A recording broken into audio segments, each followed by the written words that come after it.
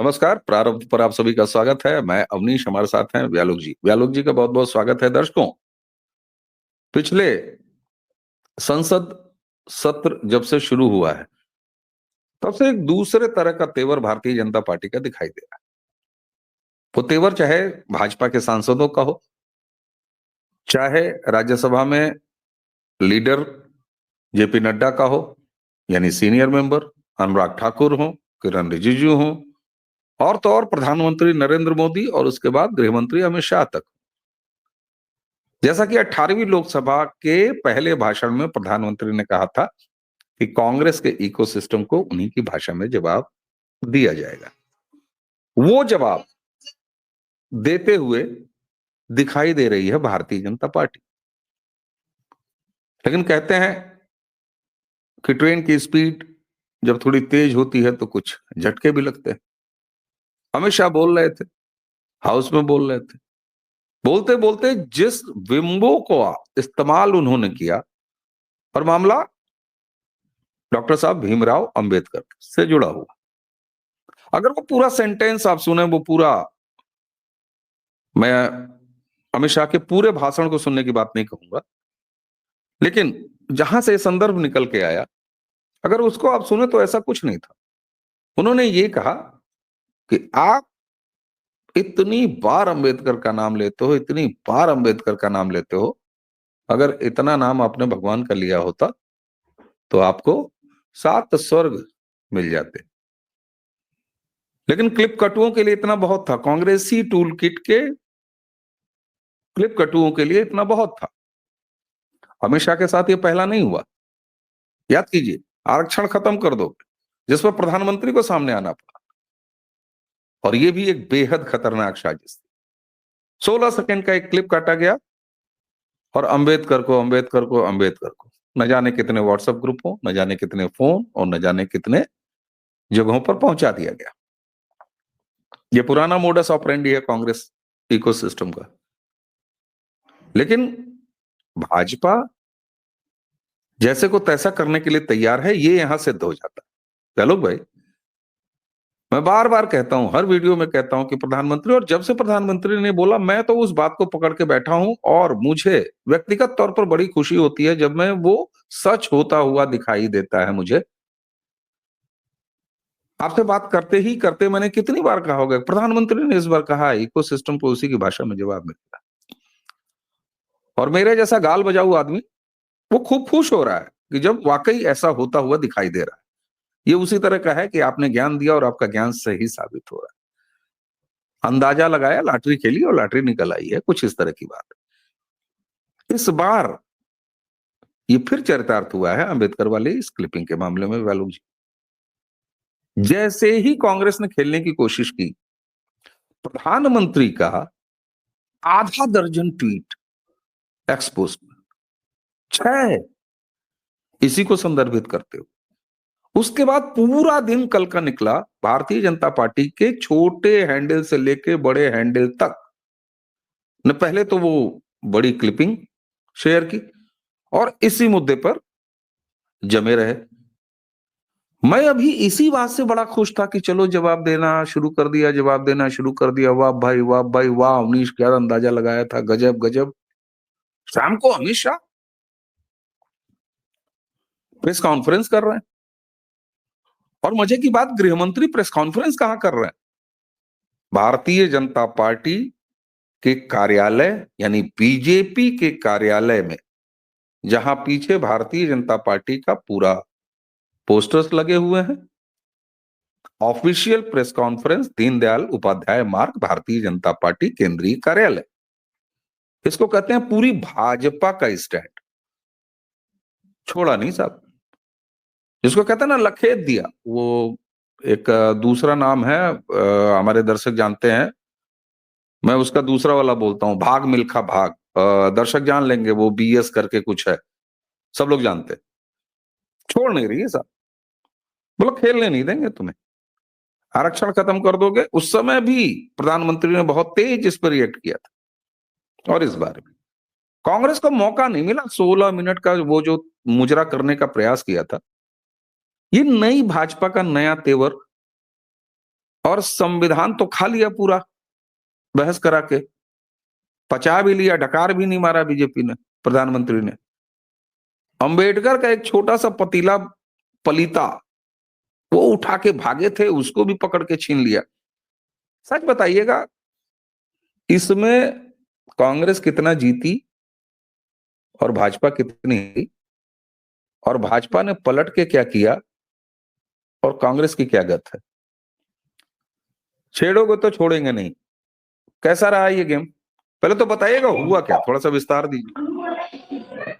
देखिए, भाजपा अब ये जान चुकी है, उसने पहली बार जब नरेंद्र मोदी सत्ता में आए थे या दूसरी बार तक भी उसने बहुत कोशिश की कि विपक्ष को साथ लेकर चलते हैं, लगातार बैकफुट पर, जिसको उसके काडर या उसके समर्थक कहते हैं कि भाजपा हमेशा बैकफुट पर रही, भाजपा आक्रामक नहीं हुई, जिस तेवर के लिए मोदी जाने जाते थे वो अब मेल्ट डाउन हो रहा है, वो अब सिमट रहा है इस बार। लेकिन मजे की बात यह है कि इस बार 240 पर होके, और तब प्रधानमंत्री और इसने गृह मंत्री ने, इनकी टीम ने यह तय किया है कि इस बार पूरी आक्रामकता से खेलना है।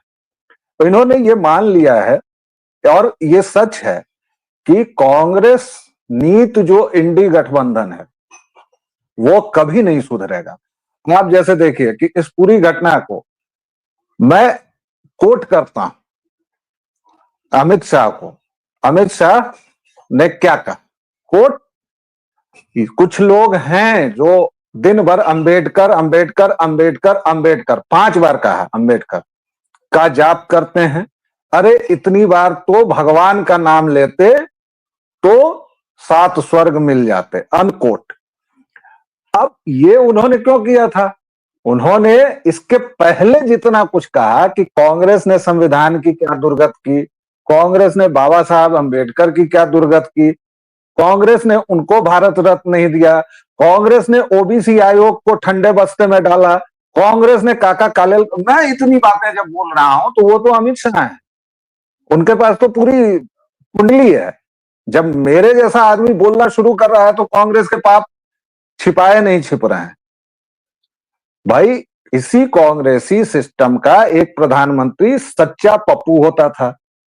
अभी वाले को तो बेकार में पप्पू कहते हैं, उसका बाप असल पप्पू था, राजीव गांधी। 1 घंटे का भाषण है उसका आरक्षण के विरुद्ध, इस पर चर्चा ही नहीं होती है। उसने तो ये कहा था कि आरक्षण का मतलब प्रतिभाहीनता है, फलाना है, ढिमाका है। उनकी माताजी ने क्या किया था भाई, संविधान को ही परे रख दिया 2 साल के लिए, 1.5 साल के लिए, कि नहीं मैं तानाशाह हूं, मैं जैसे चलाऊंगी वैसे चलेगा। कांग्रेसी अगर संविधान की बात करता है, न्याय की बात करता है, आरक्षण की बात करता है, तो एक फिल्म थी जिसमें मैंने किसी कलाकार को देखा था कि उसको कोई विलन टाइप का आदमी कुछ धमकाता उमकाता है, शायद पंकज कपूर थे, तो वो बड़े आराम से जाता है और उसका गाल पकड़ के टिली हट कर देता है, बस इतनी प्रतिक्रिया, और वो उस फिल्म का बेस्ट सीन है। तो कांग्रेसी जब भी अगर कुछ भी कहे कि न्याय, फलानी चीज, संविधान, आजादी की लड़ाई, तो उसको टिली करने के लायक ही है। इस देश में दुर्भाग्य यह है कि अभी भी बहुत सारे लोग कांग्रेसी हैं, अभी भी वो उस विषधर राहुल को प्रधानमंत्री बनाना चाहते हैं। खुद विषधर के जो नौकर हैं खड़गे, खुद दलित समाज से आते हैं, लेकिन वो राहुल के हाथों में खेल रहे हैं। उम्र हो गई है, उसका लिहाज नहीं। उनके कुर्ते में वो, मैं अब अंग्रेजी में तो उसको कहना फ्लेक्स होगा, लेकिन वो जो नाक वाला होता है वो पोंछ देता है। अरे मतलब भाई नेटा कहिए ना, नेटा पोटा पोंछ देता है। हाँ, नेटा पोटा पोंछ देता है। फिर भी उनको, और प्रियंका वाड्रा के नामांकन में क्या हुआ था सो हम लोगों को याद ही है। चौकीदार की भी उतनी बेइज्जती नहीं होती है जो उनको कमरे से बाहर रखा गया। असल उस सीन में को मैं दूसरे तौर पे देखता हूँ, सुनिए, उस सीन को मैं जरा रंग देता हूँ दूसरे तौर पे। मेरे अंदर का संस्कृति कर्मी जो है निकल आता है। खड़गे वायनाड में जब ये पर्चा भर रही थी प्रियंका वाड्रा, पूरा परिवार अंदर था और खड़गे दरवाजे के बाहर शीशे में से ऐसे ताक रहे थे, तो ऐसे लग रहा था कि जैसे कोई बहू जो है घर की, हाँ या कोई ऐसी जो होती है ना कि लजा के ऐसे देख रही हो कि भसुर जी जी कहाँ हैं, ससुर जी कहाँ हैं, मालिक कहाँ हैं, तो ये उसी टाइप का जी सीन था। और खड़गे की भूमिका बस इतनी ही थी, बधाई गाने की और ऐसे ऐसे ताली बजाने की है। शर्म नहीं आती उस खड़गे को, जो ये तो स्वीकार करते हैं कि ओवैसी के खानदानियों ने उनके घर को जला दिया था, जिसमें उनका पूरा परिवार लगभग स्वाहा हो गया था, लेकिन हिम्मत औकात नहीं है। इसको कहते हैं जनखा बना के रख देना। दर्शक भी जानते होंगे जनखा शब्द क्या है जी। नहीं, और जनखा बनाने के अलावा एक बात और है कि आप उस जनखत्व को, पुंसत्वहीन होने को आप सेलिब्रेट कर रहे हैं, आप नाच रहे हैं, आप अपनी घटिया आवाज में, फटी हुई आवाज में लगातार लोगों को बता रहे हैं कि भाई विषधर राहुल ही इस देश के नए भाग्य विधाता होंगे, उनके अलावा कोई नहीं है, उनके अलावा कोई नहीं चलेगा। तो ये प्रॉब्लम है। और अच्छी बात इस सब में निकलकर ये आई है कि भाजपा अब तुर्की ब तुर्की जवाब दे रही है। भाजपा पहले भी देती थी, लेकिन अब उसके नेताओं का होगा कि भाई देश बनाना है, बढ़ाना है, संसद चलनी चाहिए, तो संसद की कार्रवाई तो होने नहीं देंगे ये लोग। आप देख लीजिए कि विपक्ष का काम क्या है। आप ये तो बता देते हैं कि विषधर राहुल नेता प्रतिपक्ष है, तो उसका पूरा डेकोरम है, शैडो कैबिनेट है। अच्छा, ये लोग पूरी तरह से कॉलोनियल हैंगओवर से इतने पीड़ित हैं कि भाई ब्रिटेन में शैडो कैबिनेट होता है, भारत में शैडो कैबिनेट क्या होता है भैया? काहे का शैडो कैबिनेट? मतलब तुमको अब प्रधानमंत्री का प्रोटोकॉल दिया जाए क्या? अच्छा ये बताइए तो व्यालोक जी, व्यालोक जी ये जी बताइए, 10 सीट पाके, 20 सीट पाके, 4 राज्य हार के, 99 सीट पाके, मॉरल विक्ट्री वाली कांग्रेस शैडो कैबिनेट भी नहीं बनाएगी है? बताइए, ये तो गुनाह बनाएगी, करेगा ना। उसमें उसमें मुझे कोई दिक्कत नहीं है, आप बनाओ, लेकिन आप इसको जन्म सिद्ध अधिकार समझ रहे हो। ये जो खानदान है ना, ये नेहरू का खानदान इस देश को अपनी जायदाद समझता है। भाई जैसे गांव में हमारी जमीन होती है तो भाई हमारी जायदाद है, किसी के पास ज्यादा जमीन होती है, कोई कोई होता है कि भाई पूरा गांव ही मेरा है। ये लोग गांव, शहर, प्रदेश सब की सीमा पार कर चुके हैं। भाई विषधर राहुल जिस दिन पैदा हुए उस दिन प्रधानमंत्री हो गए थे। आप देखिए कि प्रियंका वाड्रा के बारे में मैं नहीं कह रहा हूं, क्योंकि वहां भी उनका वही गेम है कि भाई महिला है, उसको आगे नहीं बढ़ने देंगे, जबकि प्रियंका वाड्रा कई मायनों में राहुल से बहुत ठीक ठाक हैं। जैसे उनको आप जो उसी करना महिला होता। की बात कर रहे हैं ना? एक मिनट, कांग्रेस की उसी सांसद की बात कर रहे हैं ना जो विमल पान मसाला का झोला टांग जे के जे कंधे पे घूम रही थी? जे जे विमल पान अच्छा, मसाला, फिलिस्तीन और पता हाँ, नहीं क्या क्या सब। फिलिस्तीन, मतलब पाचक चूरन, हाँ हाँ, मैं उसी की बात हाँ, कर रहा हूं, लेकिन मैं फिर भी कह रहा हूं, आप सोचिए कि विषधर राहुल का क्या स्तर है। मैं कह रहा हूं, आप गुणात्मक देखिए, क्रमात्मक देखिए। मैं ये कह रहा हूं कि प्रियंका वाड्रा कि मैं और किसी से तुलना नहीं कर रहा हूं, मैं उसके भाई से तुलना कर रहा हूं। वो उससे बेहतर है, उससे फिर भी ठीक है। तो भाई ने एक्सेप्ट किया। भाई जब भाई से पूछा गया कि तुम्हारी बहन का पहला जो है वो भाषण हुआ संसद में कैसा था, तो कहा कि मुझसे अच्छा था। वो तो खुद भाई भी बोला बेटर देन मी। और वो भाषण क्या था, अब उस पर हम लोग चर्चा करें तो उस पर एक अलग वीडियो बनाना होगा, क्योंकि उस भाषण में इतनी चूकें थी, इतनी भूलें थी। लेकिन सबसे बड़ी बात है नहीं नहीं, एक अवनीश मिनट, भाई। आपने इतनी चूक, नहीं नहीं, आपने इतनी चूक और इतनी भूल उसमें गिना दिया। मैंने जो नोटिस किया मैं बताऊं, मुझे क्या नोटिस करने को उसमें दिखाई दिया। कान तो जय भाषण सुन रहा था, लेकिन थोड़ी देर बाद कान भी कहता है कि भाई साहब ये क्या सुना रहे हो, जय तो उसने काम करना बंद कर दिया, अपना दरवाजा खुद ही शटर डाउन कर लिया। मैंने एक चीज देखा, दादी जैसी नाक तो थी, अब नाक तो भाई प्लास्टिक सर्जरी से ही टेढ़ी मेढ़ी होगी, हम्म, लेकिन बालों का एक गुच्छा जो यहाँ पर सफेद था वो जय इस बार जय गायब था। हाँ, ये क्या कारण? ये पता नहीं ये क्या मामला है, लेकिन उनको शायद ये समझ में आ गया होगा कि दादी के नाम पर ज्यादा कुछ मत करो, क्योंकि ये शायद अब मैं उस बैकफायर फोटो कर को रहा है या जो भी। हाँ, उस वीडियो को मैं स्टिल एक फोटो निकाल के और जूम करके देखूंगा कि गले में रुद्राक्ष था कि नहीं। ये सब करना नहीं, पड़ेगा अब क्योंकि उस कांग्रेस के बारे में पास इससे शायद नहीं ज्यादा अब था, कुछ है नहीं। इस बार शायद रुद्राक्ष नहीं था। वो प्रॉब्लम ये है कि दादी की नाक जहां लाओगे तो दादी के कर्म कुकर्म अकर्म सकर्म विकर्म भी तो आएंगे ना। एक ही चीज थोड़ी आएगी, नाक ही थोड़ी आएगी। उनके जितने कारनामे हैं इंदिरा जी के, हमारी महान नेत्री मानी जाती है। प्रॉब्लम क्या है अवनीश भाई, मैं जो समझ पाता हूं कि आज तक इतना घेरा उस पर डाला गया, इतना मल डाल दिया गया है ना कि सही बातें आप लोगों को समझाओ तो वो कहेंगे कि हैं ऐसा हुआ था क्या, अरे अच्छा ऐसा हुआ क्या। मैं तो कांग्रेस के पुराने कारनामे देखता हूं तो मैं दंग रह जाता हूं कि किसी सभ्य देश में, किसी प्रजातांत्रिक देश में आप ये कैसे कर सकते हैं। आप वर्शिप एक्ट कैसे ला सकते हैं, आप तानाशाही कैसे ला सकते हैं, और इस सब पर। लेकिन कुछ लोग हैं जो अति विशिष्ट हैं, अति चतुर हैं, वो कहते हैं कि वर्शिप एक्ट के समय तो बीजेपी भी थी। भैया, विशिष्ट कानून के तहत वो पेश हुआ था, विशिष्ट अधिनियम के तहत, और उसमें वोटिंग का अभी तक मैं खोज रहा था, वो मुझे आंकड़े नहीं मिले हैं क्योंकि वोटिंग हुई ही नहीं थी। वो वोटिंग नहीं हुई, माउथ माउथ इससे हुआ, और वो जबरन लाया गया, जबरन पेश किया गया। और संसद में जो उस दौरान बहस थोड़ी बहुत हुई है, उसको आप अगर देखेंगे तो पाएंगे कि भाजपा ने पुरजोर विरोध किया था। लेकिन अब दिक्कत यह भी है ना, देखिए मैं तो बार बार कहता हूं, मैं तो इस चुनाव के पहले भी कह रहा था कि भाजपाई समर्थकों के साथ भी एक मुसीबत है। मोदी जी वह नाच नहीं रहा है, मजा नहीं आ रहा है। तो भाई मजा क्या है, देश के प्रधानमंत्री को के साथ मजा क्या लेना है।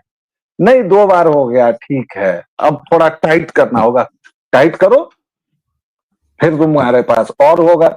मतलब एक बार देखिए, हमारे यहाँ मिथिला में एक कहावत है, मैथिली में है, उसका मैं हिंदी में तर्जुमा करूंगा कि बेसी बुधियार जो होय छे से 3 बेर गू मखै छे।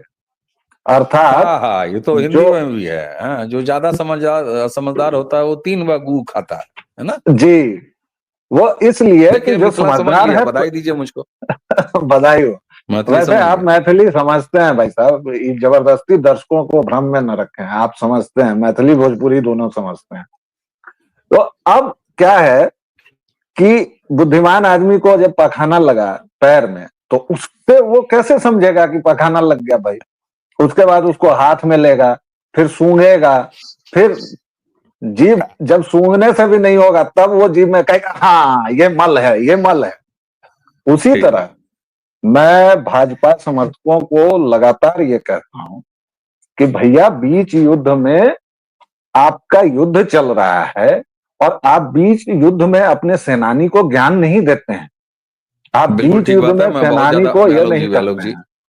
व्यालोक जी, मैं अपने भाजपा समर्थक भाइयों को बहुत ज्यादा देर आपको गाली नहीं देने का मौका नहीं दूंगा, बिल्कुल नहीं दूंगा, क्योंकि फिर नीचे कोई लिख देगा कि नोबल पाना है इसलिए ये गुजराती कुछ नहीं कर सकता, दिस एंड दैट है, ये तमाम चीजें हैं। खैर, यही भारतीय जनता पार्टी की ताकत भी है जिसने उसको 2 सीटों से ले आके यहां तक बढ़ाया यहाँ है, तक जिसने उसे अटल जी से लाके नरेंद्र मोदी और अमित शाह तक ले आए हैं। लेकिन एक चीज तो साफ हो जाती है इस पूरे मामले को देखने के बाद कि 16 सेकंड की किसी क्लिप से खेलना, आरक्षण खत्म कर देगी भारतीय जनता पार्टी, इस तरह के प्रोपेगेंडा करना, दलितों के मन में भारतीय जनता पार्टी के प्रति इस तरह से झूठ और मक्कारी भरी शरारतें करना, ये कांग्रेस को अब कम से कम भारतीय जनता पार्टी नहीं करने देगी, नरेंद्र मोदी अमित शाह की सरकार नहीं करने देगी, ये साफ हो जाता है।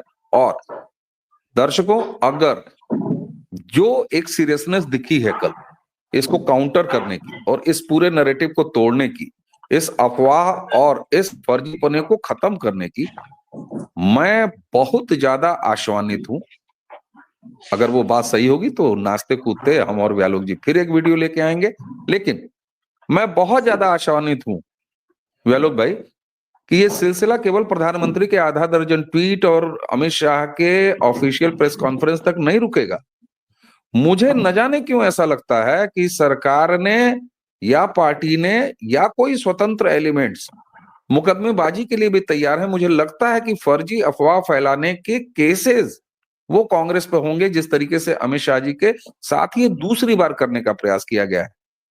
जी नहीं तो अमित शाह ने तो कह भी दिया है कि भाई हम कानूनी विकल्प तलाश रहे हैं। गृह मंत्री का ये बोल देना, भाजपा के इतने बड़े नेता का ये बोल देना काफी है। हम लोग तो जानते हैं ना कि नेता बहुत इशारों में अपनी बात करते हैं। मैं एक बात आखिरी जो कहना चाह रहा था दर्शकों से, कि जब मैं कल ये मक्कारी देख रहा था कांग्रेस की, इंडी गठबंधन की, तो मुझे बड़ी हंसी आई कि मतलब क्या हमारे देश के लोग इतने भोले हैं कि इतने मूर्ख हैं।